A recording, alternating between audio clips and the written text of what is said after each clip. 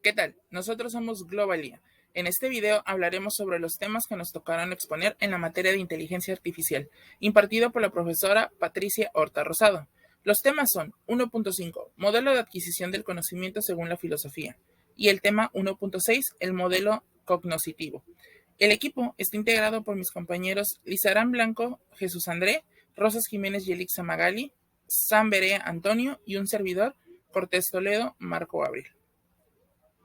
Los temas que se hablarán para cada uno de los temas serán los siguientes. Para el tema 1.5, modelo de adquisición de conocimiento según la filosofía, será la filosofía, conocimiento, fases en la adquisición del conocimiento, el modelo de adquisición del conocimiento. Dentro de este último tema hablaremos sobre algunas corrientes filosóficas. Y para el tema 1.6, el modelo cognoscitivo, los temas que se hablarán serán los siguientes. Proceso básico del modelo cognoscitivo. Tipos de modelos cognoscitivos. Modelos cognitivos operacionales y no operacionales. Modelos cognitivos primarios de alto nivel y de bajo nivel. Modelos cognitivos situacionales y proposicionales. Modelo cognitivo conductual. Modelo conductual cognitivo social y aplicaciones del modelo cognoscitivo o modelo cognitivo en la inteligencia artificial.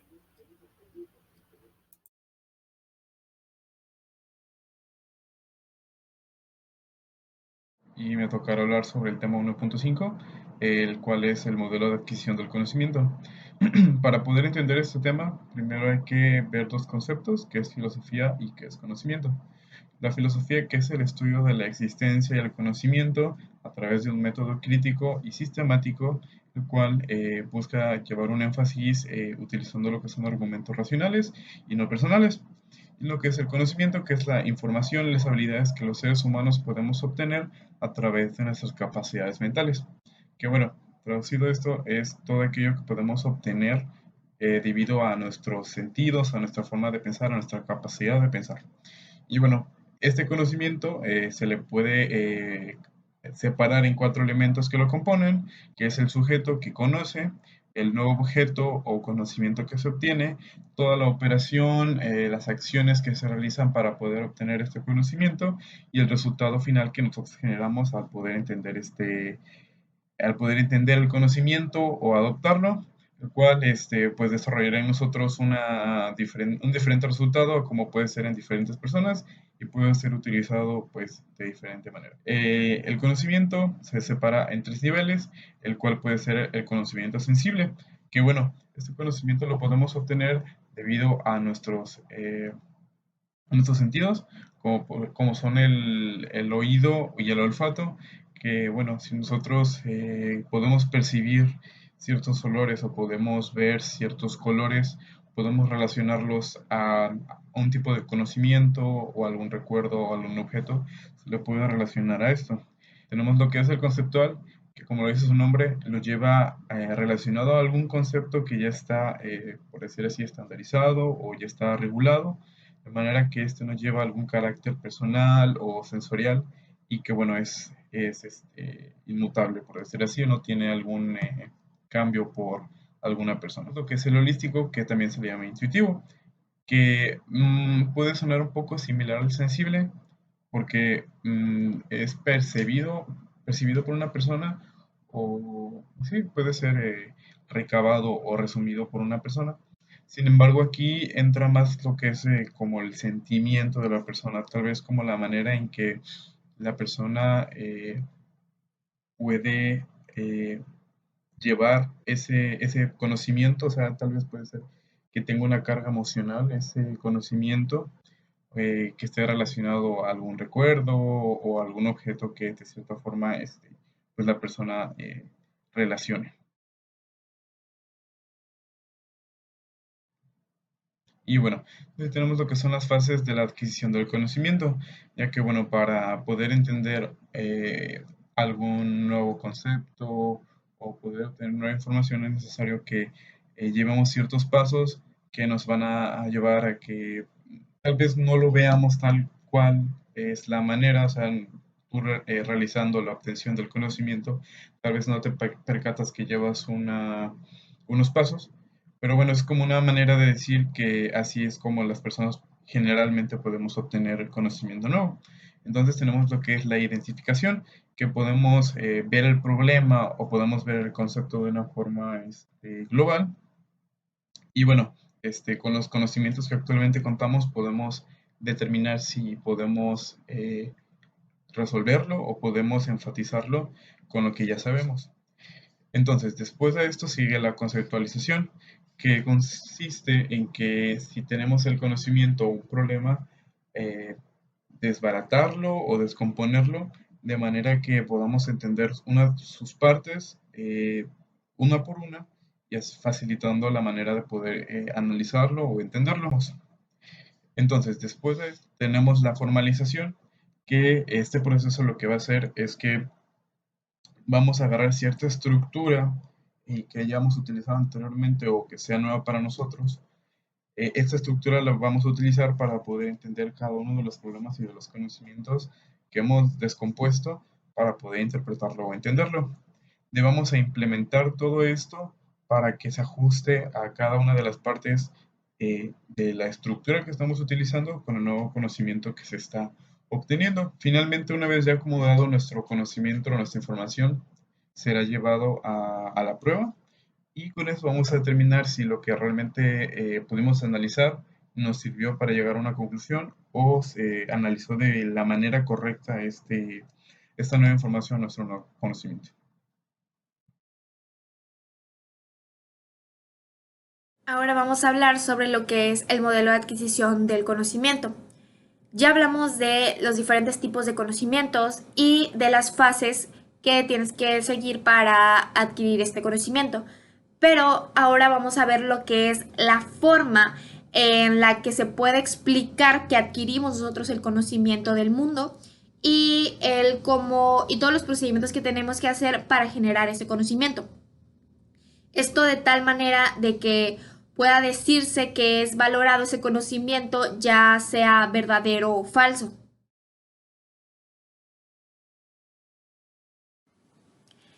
Existen diversas corrientes filosóficas sobre cómo el ser humano adquiere conocimiento. Vamos a hablar de las tres que se nos hicieron más relevantes.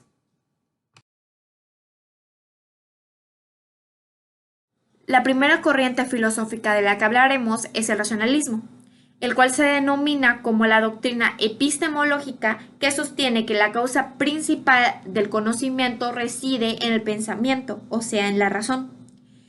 El racionalismo defiende que el conocimiento humano proviene de la razón y de nuestra capacidad para razonar. Dentro de esto tenemos muchos ejemplos. Por ejemplo, el día y la noche.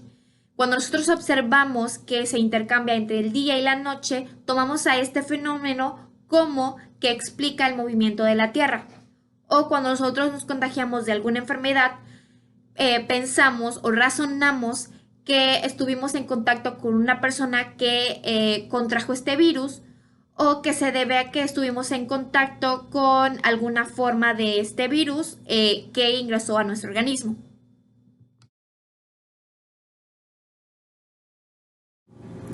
El empirismo es el conocimiento que se origina a través de la experiencia. Según el empirismo, la conciencia cognoscente no obtiene sus conceptos de la razón, sino exclusivamente de la experiencia. El empirismo habla sobre que la experiencia es el punto de partida y el último fundamento de todo conocimiento posible. El conocimiento que se adquiere, según el empirismo, es a través de las interacciones que tiene con el ambiente, que es el que le ayuda a las personas a manejarse de forma más eficiente en el mundo real. Esto tiene muchos ejemplos. Por ejemplo, puedes aprender que al acercarte al fuego, pues el calor te va a causar algún daño o alguna quemadura. También el aprender a caminar. Hasta que no se hace, pues no aprendes a caminar. También puede ser un ejemplo que experimentes el olor o el sabor o las sensaciones de ciertas cosas como el agua, como la tierra, que las conoces por primera vez y esto crea un conocimiento a través de la experiencia.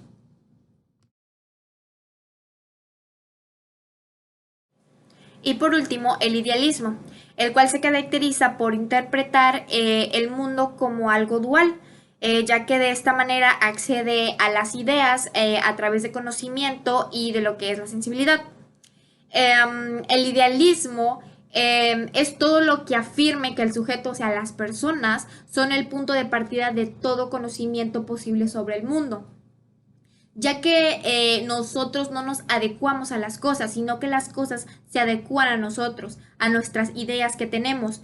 Ejemplos de estos, hay una frase famosa que dice, pienso y luego existo. Esta es una frase muy icónica de Descartes, la cual en sí ejemplifica lo que es el idealismo. También hablamos sobre un personaje ficticio muy famoso que es Don Quijote de la Mancha, el cual era un personaje que creaba su propio mundo a través de todas sus ideas.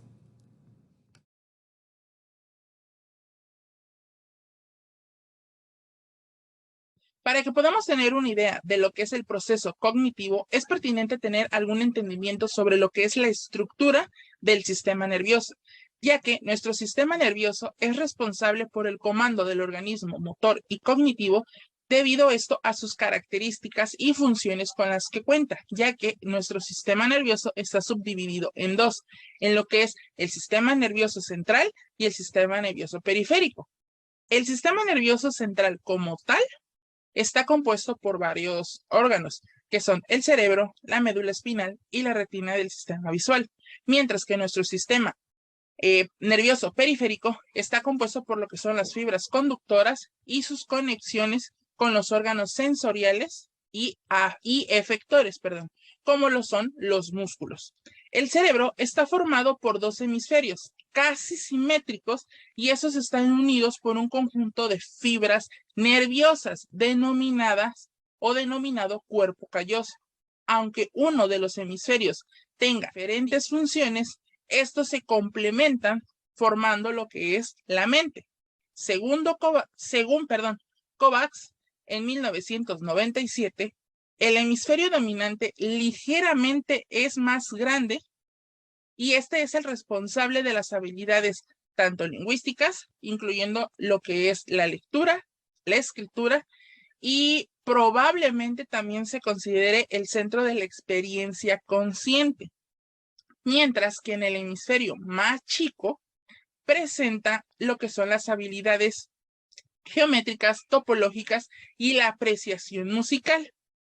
Esto siendo sintético, ya que es el que percibe el todo.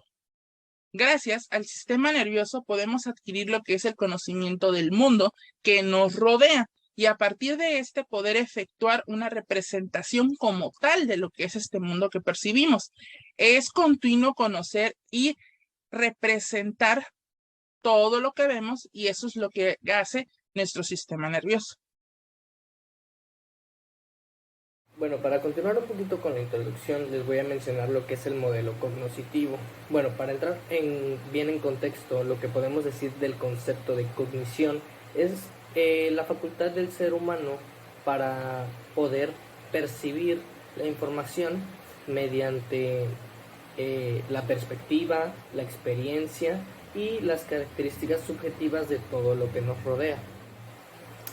El modelo cognoscitivo insiste en saber cómo los individuos representan el entorno en donde viven y pues también cómo manejan la información de acuerdo al mismo entorno, ya que este modelo menciona que los individuos son proveedores y procesadores de la misma información. Es como un círculo, ya que nosotros los individuos somos parte de ese entorno y al generar información también recibimos información y esa información que nosotros recibimos la volvemos a transmitir hacia el mismo entorno. También en términos de aprendizaje, este modelo menciona que el aprendizaje va por niveles dependiendo del desarrollo del individuo, es decir, la edad, o por la complejidad que se maneje en alguna tarea que desarrolle el individuo en el entorno. Bueno, para continuar vamos a hablar de lo que es los procesos básicos del modelo cognoscitivo. En relación con la complejidad para obtener un conocimiento, existen 4 procesos básicos, que son la conceptualización, la interpretación, la transferencia y la creatividad.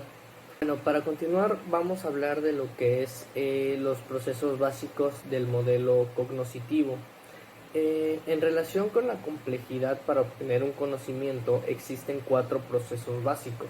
La conceptualización trata de cómo nosotros tomamos un concepto o cómo formamos un concepto a partir de alguna experiencia asociada.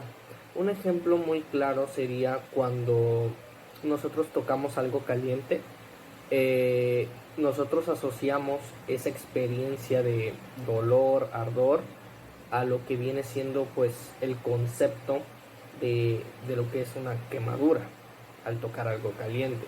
Nosotros asociamos esa sensación que nosotros tuvimos al momento de tocar algo caliente a un concepto que nosotros podemos denominarlo de la forma que queramos.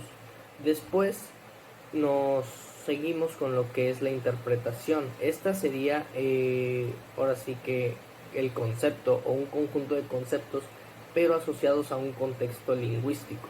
Luego viene la transferencia, que esta es cómo nosotros aplicamos esos conocimientos adquiridos para una resolución de problemas. Y por último viene la creatividad, que se le da un enfoque reestructural para saber cómo nosotros vamos a poder resolver otro tipo de problemas o el mismo problema en diferentes contextos. Aquí es donde entra en cuestión la creatividad, ya que, como nosotros bien sabemos, no hay una sola forma de realizar una tarea o resolver un problema.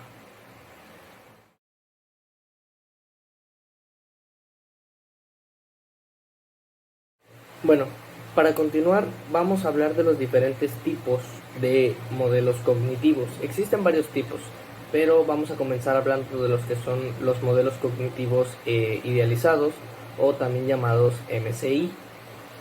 Según la COF, un MCI es una construcción cognitiva de lo que nosotros percibimos como el mundo. Y de acuerdo a la naturaleza de esto, nosotros podemos tener un entendimiento y un razonamiento de lo que nosotros conceptualizamos como la realidad, o sea, un entorno completo. Existen 4 subdefiniciones o modelos MCI, que son la metáfora, la metonimia, los modelos proposicionales, también llamados marcos, o el esquema de imágenes.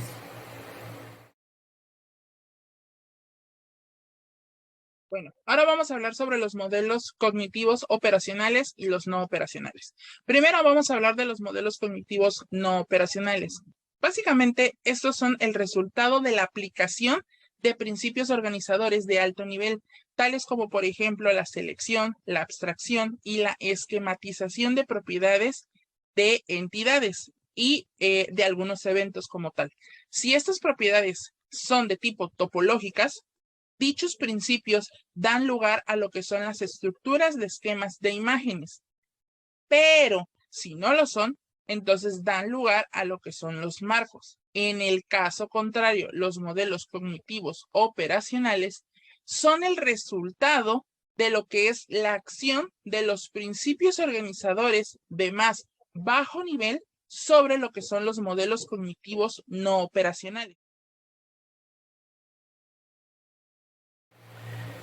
Bueno, para continuar con los que son los tipos de modelos cognitivos, vamos a hablar de los que son los modelos cognitivos primarios, los modelos cognitivos de bajo nivel y los modelos cognitivos de alto nivel. Primero, con los modelos primarios, estos son experiencias sensoriales y motoras. Con motor se refiere a de forma física, de forma palpable. Un ejemplo de este puede ser la temperatura. Podemos nosotros sentir la temperatura, ya sea de algún objeto, del ambiente. También pueden ser, por ejemplo, emociones, también son sensaciones. como por ejemplo el nerviosismo, el miedo. Todas esas son experiencias sensoriales, y como son muy comunes en el día a día o son muy fáciles de identificar, por eso se les denomina que son primarias. Continuando con los que son de bajo nivel, estas son configuraciones semánticas no genéricas que vienen de un enlace estable secuencial. Esto podría definirse como, por ejemplo, el proceso de ir al médico. Primero se debe pedir una cita, acudir al lugar de la cita, esperar a que llegue nuestro turno, pasar con el médico, explicarle los problemas que se tienen. Todas estas son situaciones específicas que son secuenciales. Entonces es por eso que se denominan de bajo nivel. Y por el contrario, los modelos cognitivos de alto nivel son situaciones genéricas. Un ejemplo muy claro de las situaciones genéricas en contraparte con las de bajo nivel podrían ser las causalidades y efectos. Un ejemplo, por ejemplo, sería cuando comes mucho puedes engordar. Esto sería una causa y efecto. Si hace mucho calor, pues vas a sudar. Esto sería un ejemplo muy claro de lo que son los modelos cognitivos de alto nivel.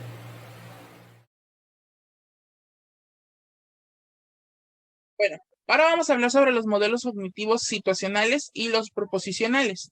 Bueno, primero vamos a hablar de lo que son los modelos cognitivos proposicionales. Estos básicamente designan entidades, sus propiedades de estas y sus relaciones en contextos no situacionales. Vamos a poner un ejemplo: un león, su ferocidad y su rugido. Estos forman parte del modelo proposicional de la vida como tal de los leones. Bueno, en el caso contrario, los modelos cognitivos situacionales son escenarios más complejos constituidos por serie de eventos o modelos proposicionales, entre los que se establecen relaciones coherentes y ordenadas. Así, como tal, un modelo cognitivo situacional son, por ejemplo, la caza en el reino animal. Surge de la combinación de modelos proposicionales como, por ejemplo, el león, la gacela, el tigre, la chita, entre otras. Además de características como, por ejemplo, ser carnívoro, veloz, feroz, valiente, entre otras cosas más. Bueno, ahora vamos a hablar sobre el modelo cognitivo-conductual. El modelo cognitivo-conductual básicamente une conocimientos de la teoría del aprendizaje con el procesamiento de la información, y esto trata de explicar cómo se aprenden determinadas conductas durante la infancia y la adolescencia, la manera en cómo cada persona procesa la información, ya que es fundamental para así poder entender su forma de comportarse. También parte de la base de que lo que nos rodea, esto nos influye para poder aprender lo que son estas conductas. El modelo cognitivo-conductual contiene tres pilares principales: lo que es el condicionamiento clásico, el condicionamiento operante y el aprendizaje observacional. Bueno, el condicionamiento clásico básicamente se trata de un término creado por Ivan Pavlov. Para poder entender un poco mejor lo que es este término, vamos a poner un ejemplo. Pavlov lo que hizo fue hacer un experimento. Ese experimento consistía básicamente en que él utilizó una campana y la hacía sonar antes de darle el alimento a sus perros. Con el paso del tiempo, él logró concluir que cada que sonaba esta campana antes de darle de comer, sus perros segregaban saliva, o sea, producían saliva por lo mismo. ¿Por qué? Porque básicamente les hizo hacer un aprendizaje mediante los estímulos, ¿sí? Ahora, en el condicionamiento operante, nos dice que si una acción le sigue un resultado positivo, entonces nosotros querremos repetir esta acción para así volver a tener ese mismo resultado positivo. Por lo tanto, se trata de una nueva forma de aprender. Vamos a poner un ejemplo. Si yo estudio, yo me preparo para el examen de inteligencia artificial y saco buena calificación, entonces yo voy a querer volver a sacar buena calificación para la siguiente unidad. Entonces lo que yo voy a hacer es volver a estudiar y prepararme para que en el siguiente examen vuelva a tener buena calificación. El aprendizaje observacional básicamente nos dice que las conductas se aprenden a través de la observación. Y esto lo hacen lo que son pues, nosotros las personas. Un ejemplo vamos a poner. Los hijos aprenden de los padres y estos lo replican. ¿Qué quiere decir con esto? Que si yo soy padre de familia, yo hago cierta conducta, vamos a poner, yo voy, cada que voy al parque, siembro un arbolito, alzo la basura, mi hijo menor o mi hijo pequeño va a ver dicha acción que yo estoy realizando y entonces él, cuando vaya a un parque, va a plantar un arbolito o a recoger la basura que se encuentra en dicho parque. Entonces, eso es el aprendizaje observacional.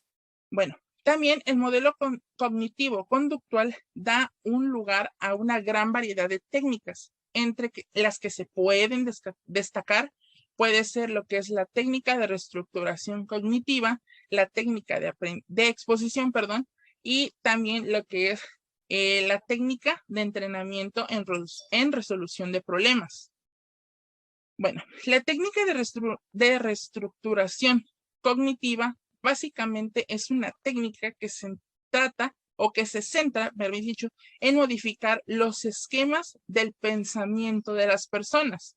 Un ejemplo, el terapeuta, nosotros vamos con un psicólogo, con un terapeuta, entonces el terapeuta lo que nos va a hacer es ayudarnos más básicamente a conocer estos patrones de conducta que tenemos y ver cuál es la influencia que tienen en nuestra vida diaria. En el caso de la técnica de exposición, esta usualmente se ocupa más para lo que son casos de fobias, ansiedades, que en este caso serían el trastorno obsesivo compulsivo o el TOC en sus siglas. Básicamente esto consiste en que el paciente es expuesto de manera progresiva a lo que se le produce la fobia o la ansiedad o la acción repetitiva de hacer, en este caso sería el TOC, y se le enseña a controlar dicha conducta para así poderla enfrentar y sanar de esta fobia, de esta ansiedad o de este patrón repetitivo que tenemos en realizar ciertas acciones. Y en el caso de la técnica de entrenamiento en resolución de problemas, básicamente sucede de que los pacientes no pueden enfrentar una situación ya sea determinada o que no pueden, o sea, de plano no pueden enfrentarla, entonces el terapeuta lo que va a hacer es ayudar al paciente a crear lo que son alternativas, tomar una decisión para afrontar dicha situación y así evaluar los resultados, ya sean positivos o negativos, que le traigan de dichas acciones que el paciente debe de tomar.